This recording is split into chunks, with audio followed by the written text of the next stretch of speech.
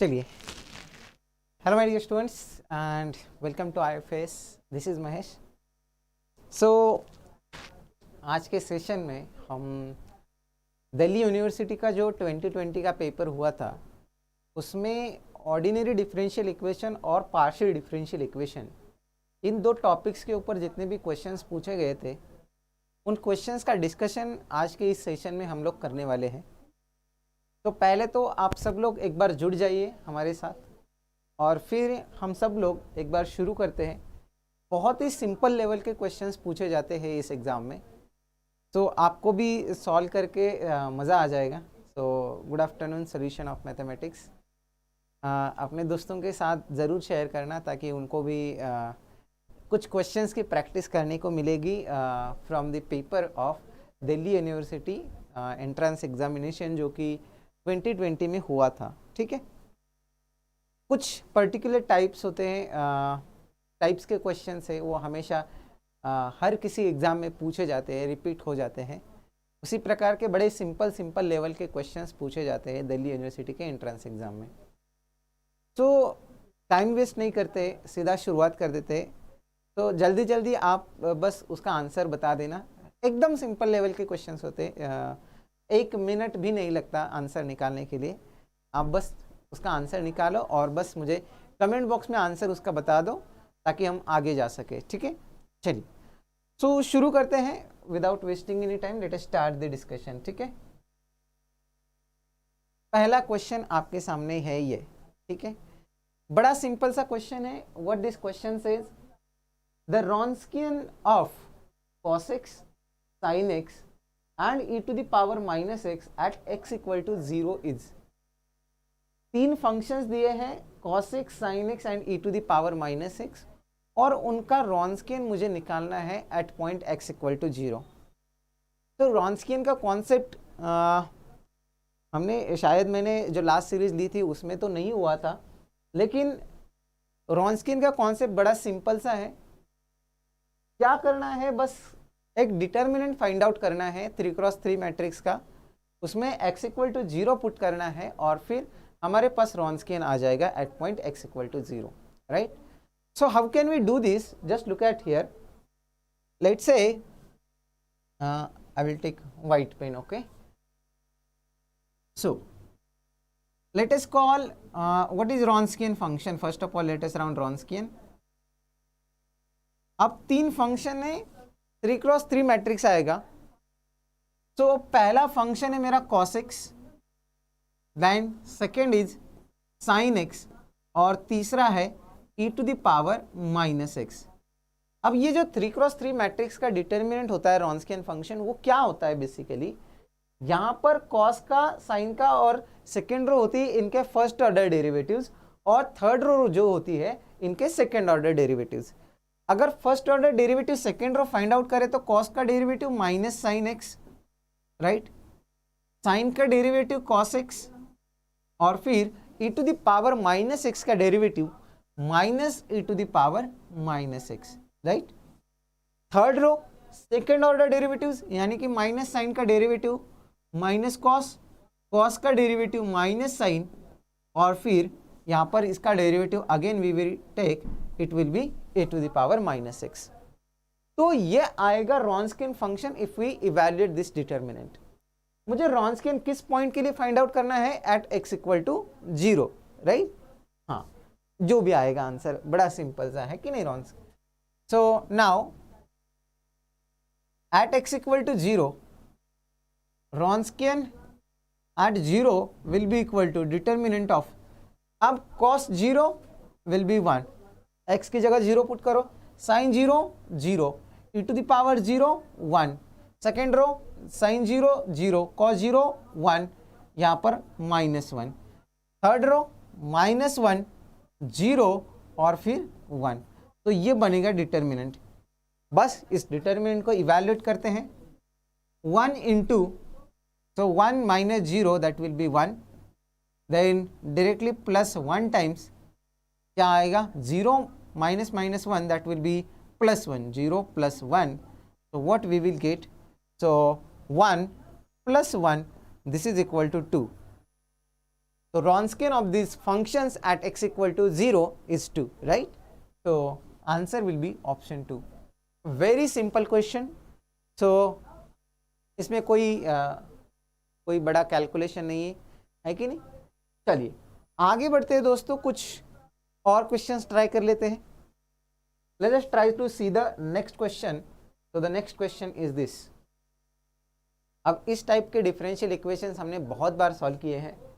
The solution of the initial value problem y dash equal to 1 plus y square y of 0 equal to 1, ठीक है, is, बस एक initial value problem दिया है, उसका solution निकालना है हमें एट x इक्वल, उसका सॉल्यूशन हमें निकालना है और वो सॉल्यूशन क्या होगा वो बस हमें बताना है, राइट?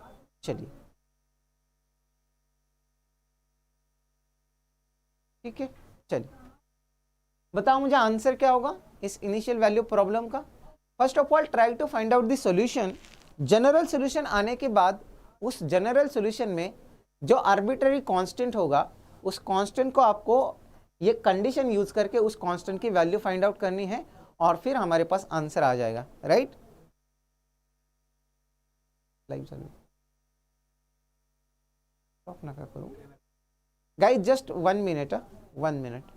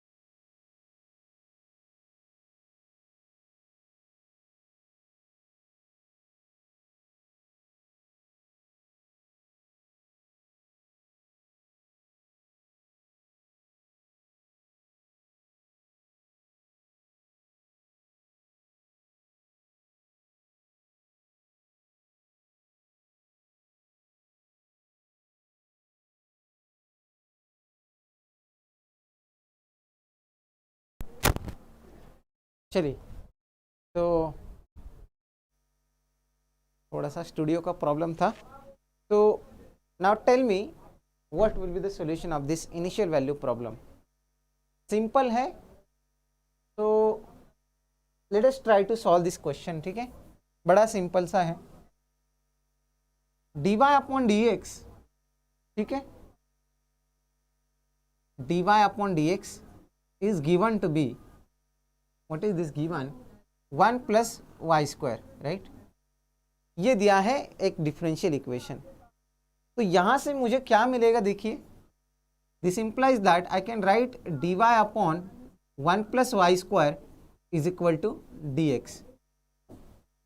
वेरिएबल सेपरेबल फॉर्म मिल गया. Good evening Sakshi, good evening, good afternoon, right? चलिए, तो नाउ हमें एक वेरिएबल सेपरेबल फॉर्म मिल गया. सीधा इंटीग्रेट कर लेते हैं. Therefore integration dy upon 1 plus y square is equal to integration dx, right?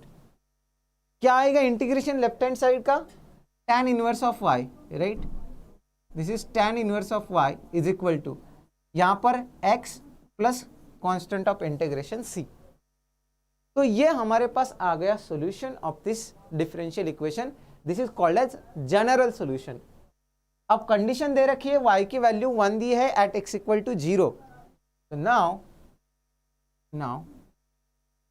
y of 0 is given to be 1. इसका यूज कर लेते हैं तो हमारे पास c की वैल्यू आ जाएगी, राइट? अब देखिए जरा, तो what we will get tan inverse of y, यानी कि tan inverse of 1, right, y की जगह 1, x की जगह 0, 0 plus c। tan inverse of 1 क्या होता है, पाई बाई 4, तो यानी कि c की वैल्यू क्या मिली हमें, पाई बाई 4। c की वैल्यू पाई बाई 4 मिली, therefore let us call this as star, therefore from star what is the solution? So tan inverse of y is equal to x plus pi by 4, so y will be equal to tan of x plus pi by 4 is the required solution of the given differential equation or the given initial value problem. So which option will be the correct option? Option second will be the correct answer for this question, right? चलिए आगे बढ़ते हैं दोस्तों, कुछ और question solve कर लेते हैं। चलिए, अब ये तो बड़ा कॉमन सा क्वेश्चन है कि how many solutions does the initial value problem y dash minus 2 by x y equal to 0 y of 0 equal to 0 have। एक इनिशियल वैल्यू प्रॉब्लम के पास कितने सॉल्यूशंस होंगे ये हमें बताना है। क्या इसके पास कोई सॉल्यूशन नहीं होगा, क्या इसके पास यूनिक सॉल्यूशन होगा, क्या इसके पास एग्जैक्टली 2 सॉल्यूशंस या फिर इनफाइनाइटली मेनी सॉल्यूशंस होंगे, ये हमें बताना है। ठीक है, चलिए ट्राई कीजिए और बताइए मुझे आंसर क्या आएगा। ठीक है,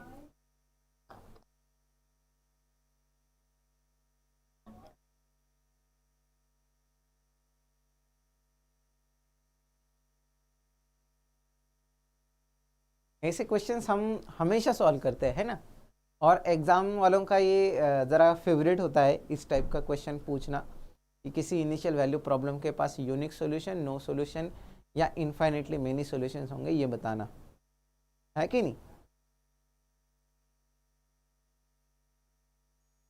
क्या आएगा आंसर?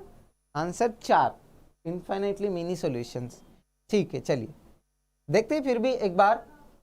तो क्या है हमारे पास, dy upon d x minus 2 upon x into y is equal to 0। या तो आप इसे वेरिएबल सेपरेबल फॉर्म से सॉल्व करो या फिर लीनियर डिफरेंशियल इक्वेशन करके सॉल्व करो, कोई दिक्कत नहीं। तो व्हाट विल बी, अगर ये लीनियर डिफरेंशियल इक्वेशन है तो इसका इंटीग्रेटिंग फैक्टर हम फाइंड आउट कर सकते हैं। इंटीग्रेटिंग फैक्टर मेरे पास क्या आएगा, देयरफॉर इंटीग्रेटिंग फैक्टर मेरे पास आएगा e to the power integration of -2 into 1 upon x into d x, right. क्या आएगा integrating factor, e to the power -2 log x, यानी कि ये -2 इससे ऊपर आएगा तो e to the power log of x to the power -2 which is equal to 1 upon x square. तो this is what the integrating factor is. Integrating factor मिल गया, देयरफॉर द सॉल्यूशन इज, यहीं पर लिख देते हैं, the solution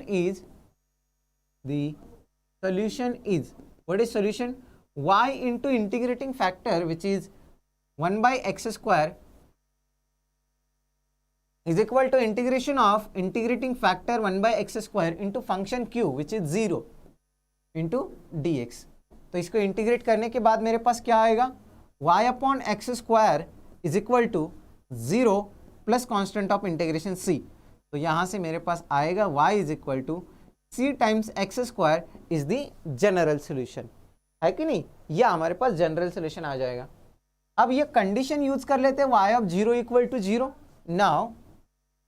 now y of 0 equal to 0, इसका use करेंगे तो क्या मिलेगा मुझे, यानी कि y की वैल्यू 0 है जब x की वैल्यू 0 है, 0 इक्वल टू c टाइम्स 0। तो हमारे पास क्या आ गया, c equal to 0 equal to 0। तो हमारे पास c की कोई वैल्यू नहीं आई, यानी कि c फ्री का फ्री रह गया, देयरफॉर c इज फ्री। तो फिर c के पास कितने चॉइसेस होंगे, infinitely many, therefore c has infinitely many choices, infinite choices. अगर c के पास इनफाइनाइट चॉइसेस है तो फिर इस इनिशियल वैल्यू प्रॉब्लम के पास कितने सॉल्यूशंस आएंगे, इसके पास होंगे इनफाइनाइटली मेनी सॉल्यूशंस। तो option 4 must be the correct option for this question, right? I hope this question is clear to you. Now let us go ahead, let us discuss the next question. ठीक है, चलिए इस question को try कीजिए. The general solution, good afternoon Ishu, the good afternoon Smita, right? So the general solution of the equation y double dash plus y equal to cosec x. ठीक है, तो this is a question from Delhi university के questions हम discuss कर रहे. तो इस differential equation का सॉल्यूशन हमें फाइंड आउट करना है. क्या आएगा और कौन सी मेथड लगाएंगे हम, ये भी बता दो, है कि नहीं? y double dash plus y equal to cosec x.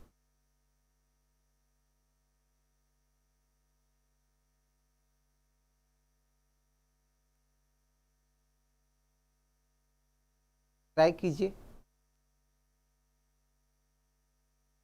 और बताइए मुझे आंसर क्या होगा, है कि नहीं? बड़ा सिंपल है. हिंट देता हूं, वेरिएशन ऑफ पैरामीटर्स मेथड हमें यूज करनी पड़ेगी. उसके लिए फॉर्मूला क्या होता है जरा ध्यान दीजिए यहाँ पर. तो यहाँ पर ऑप्शंस में कुछ प्रिंटिंग मिस्टेक भी हो सकती है, ठीक है? So by variation of parameters method, by variation of parameters method, by variation of parameters method, what is the general solution? General solution is the general solution is y of x is equal to C1u plus C2v minus u times integration Vr upon Wronskian into dx plus v into integration u into r upon Wronskian into dx. So this is the formula for the variation of parameters method, where u and v क्या होते हैं? These are the solutions of the homogeneous part of the differential equations, right? Where u and v are the solutions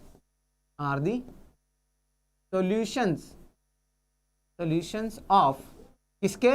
y double dash plus y is equal to 0 के, है कि नहीं? इसके solutions को हम कहते हैं, जो u और v आएंगे तो वो होंगे इनके सॉल्यूशंस.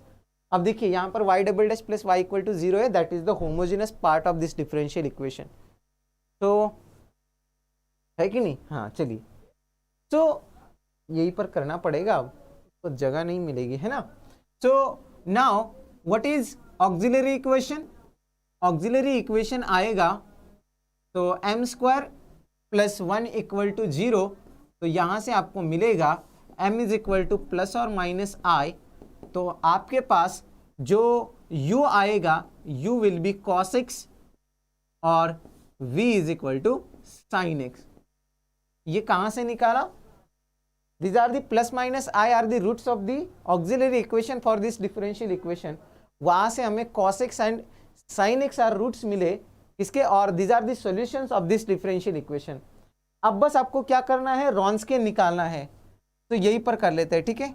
अब इसके बाद सीधा हम चलते हैं यही पर, ठीक है? नाउ Wronskian फंक्शन क्या आएगा cos और sin का? तो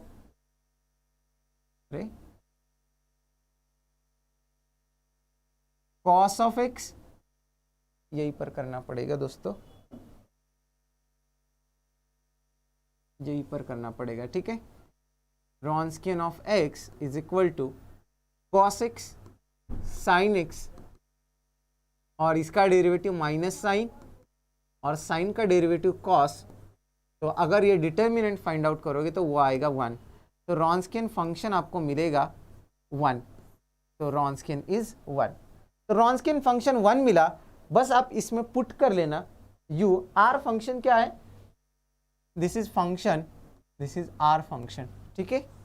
बस इसमें पुट कर लेना, आपके पास आंसर जो आएगा, जो भी होगा आपके पास आंसर आ जाएगा, ठीक है। अब मैं किसी ऑप्शन को टिक नहीं करता हूँ, वैसे स्मिता ने बोला है ऑप्शन ए होगा, लेकिन फिर भी आप बस इस फॉर्मूले में पुट कर लेना और आप चेक कर लेना कि कौन सा आंसर है, इसमें कौन सा सेटिस्फाई कर रहा है, ठीक है। चलिए तो आगे बढ़ते हैं दोस्तों, यहाँ पर जगह नहीं है एक्चुअली, अगर जगह होती तो हम कैलकुलेशन कर लेते। आगे बढ़ते नेक्स्ट क्वेश्चन के लिए। चलिए ट्राई कीजिए ये क्वेश्चन। बिल्कुल बिल्कुल Smita.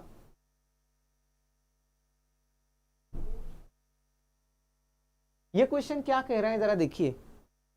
What this question says, the particular integral of the differential equation.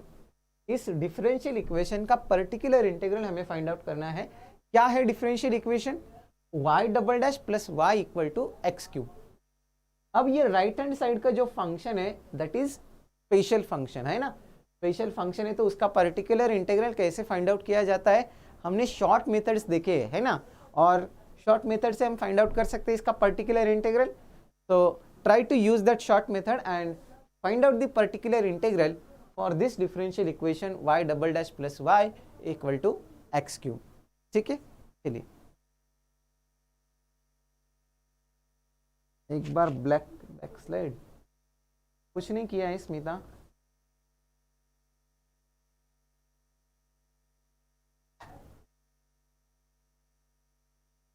ठीक है चलिए, how will you find out the particular integral in this case? very simple question है ना। चलिए so just look at here, d square plus 1 operating on y is equal to क्या दिया है, this is given to be x cube। Particular integral कैसे निकालते हैं? Particular integral will be equal to 1 upon क्या आएगा, डी स्क्वायर प्लस 1 यानी कि 1 plus d square operating on x cube.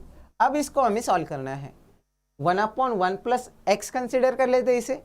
अब सीरीज क्या होती है 1 अपॉन 1 प्लस एक्स की, 1 upon 1 plus x is equal to 1 minus, यहीं पर कर लेते हैं, ठीक है, यहीं पर कर लेते हैं, 1 upon 1 plus x is equal to 1 minus x plus x square minus x cube and plus so on.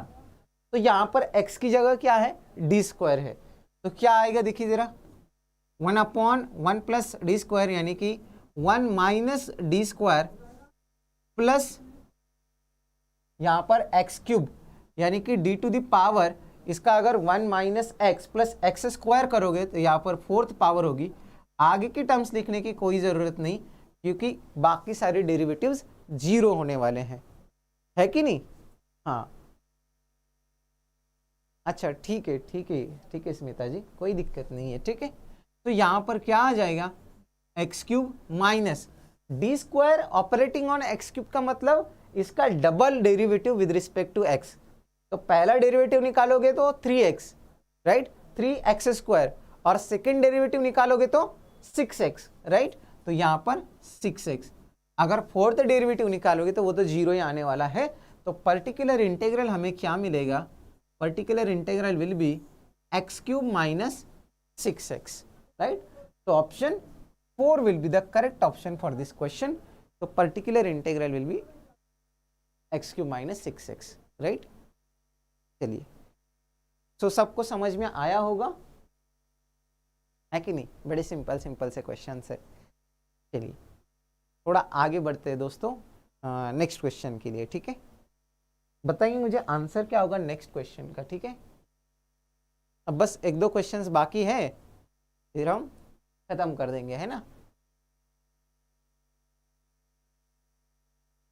क्या कह रहा है ये question, the complete integral of the partial differential equation z equal to px plus qy minus sine pq where p is del z by del x, q is del z by del y is x एक first order का non linear partial differential equation है, उसका solution निकालना है।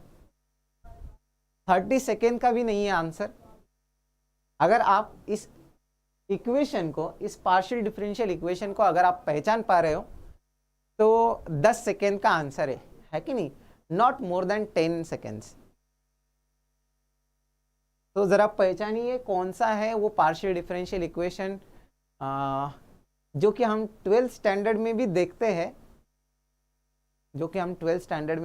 हैं, लेकिन there is first order ordinary differential equation, है कि नहीं। सेकेंड option ax plus b y minus sine a b, बिल्कुल बिल्कुल, that should be the answer, है ना, that should be the answer. क्यों? क्योंकि ये डिफरेंशियल इक्वेशन है क्लैरेट्स फॉर्म, है कि नहीं। तो z equal to p x plus q y plus function of p q is called as Clairaut's form, है कि नहीं, Clairaut's form is called as Clairaut's form, right. ये क्लैरेट्स फॉर्म है, then its complete solution, its complete solution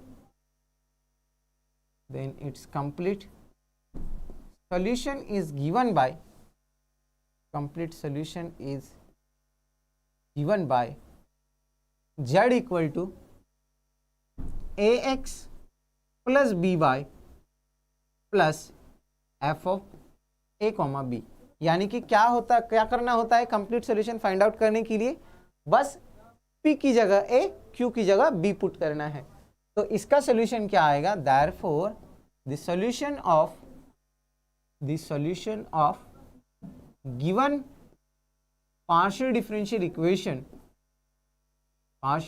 equation is z equal to ax plus by minus sine of ab, right? So this will be the complete solution of the given differential equation, right? हाँ बिल्कुल। तो answer is this, right. Late us go ahead. है क्या कोई question और है? ये भी बड़ा सिंपल सा है, पार्शियल डिफरेंशियल इक्वेशन का सब एग्जाम वालों का फेवरेट टॉपिक होता है, classification of second order semi linear partial differential equation. तो यहां पर एक डिफरेंशियल इक्वेशन दिया है, y into u x x plus 2xy into u x y plus x times u y y equal to ux plus ui is hyperbolic in the set of all xy such that 0 is less than xy is less than 1, hyperbolic in set of all xy such that xy is greater than 1, elliptic in set of all xy such that xy is greater than 1, or elliptic in the set of all xy such that xy less than 0। ठीक है issue जी, कोई tension नहीं है, पढ़ेंगे ठीक है, tension ना लो, simple होता है पार्शियल डिफरेंशियल इक्वेशन, ठीक है।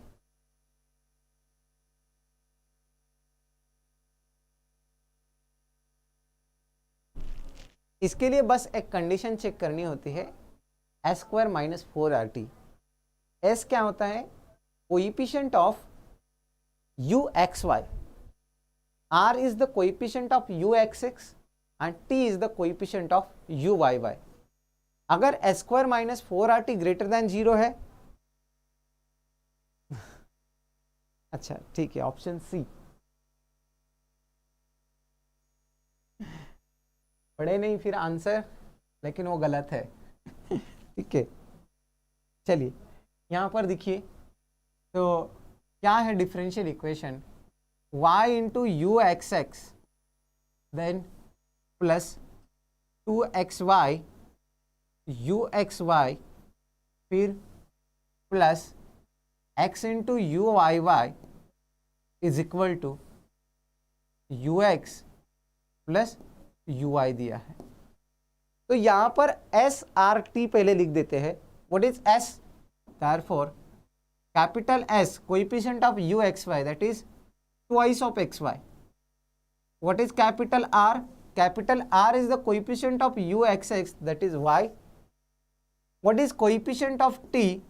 T, what is T? T is the coefficient of u y y that is s. So s square minus 4rt, s square minus 4rt क्या आएगा? तो this is equal to s square यानी कि 4 times x square y square will be there 2xy का square minus 4 times r into t, r is y, t is x यानी कि 4 into xy. अब इन दोनों टर्म से आप xy को कॉमन ले सकते हो 4xy को. तो 4xy को अगर कॉमन लोगे तो क्या बचेगा? xy माइनस 1 बचेगा. तो ये आया आपके पास s स्क्वायर माइनस 4rt. तो अगर s square minus 4rt greater than 0 है तो वो क्या बनेगा? If s square minus 4rt greater than 0 then it is hyperbolic. पहला ऑप्शन बोल रहा है कि xy की वैल्यू अगर 0 to 1 के बीच में होगी तो यह हाइपरबोलिक बनेगा. Now if s square minus 4rt greater than 0 implies that equation is hyperbolic. Equation is hyperbolic. देखिए यहां पर. तो if first option, if 0 is less than xy is less than 1 implies that, देखिए xy minus 1 this will be less than 0, therefore 4 times xy into xy minus 1. तो ये greater than 0 है, ये less than 0 है, so this will be less than 0, implies that not hyperbolic, not hyperbolic. Hyperbolic के लिए क्या चाहिए होगा फिर? यह अगर है हाइपरबोलिक के लिए xy भी ग्रेटर देन 0, xy माइनस 1 भी ग्रेटर देन 0. तो अगर xy की वैल्यू ग्रेटर देन 1 होगी तो ये भी ग्रेटर देन 0, ये भी ग्रेटर देन 0, तो उस केस में यह हाइपरबोलिक बन जाएगा, राइट. तो देखिए xy की वैल्यू अगर ग्रेटर देन 1 होगी तो ये भी ग्रेटर देन 0, ये भी ग्रेटर देन 0, तो हाइपरबोलिक बनेगा. Option B will be the correct option. बाकी ऑप्शन चेक करने की जरूरत नहीं है, लेकिन फिर भी आप चेक करना चाहोगे तो xy ग्रेटर देन 0 के लिए ये इलिप्टिक नहीं हाइपरबोलिक बनेगा, और यहां पर भी वो इलिप्टिक नहीं बनेगा, ठीक है. तो option B will be the correct answer for this question, right. हाँ,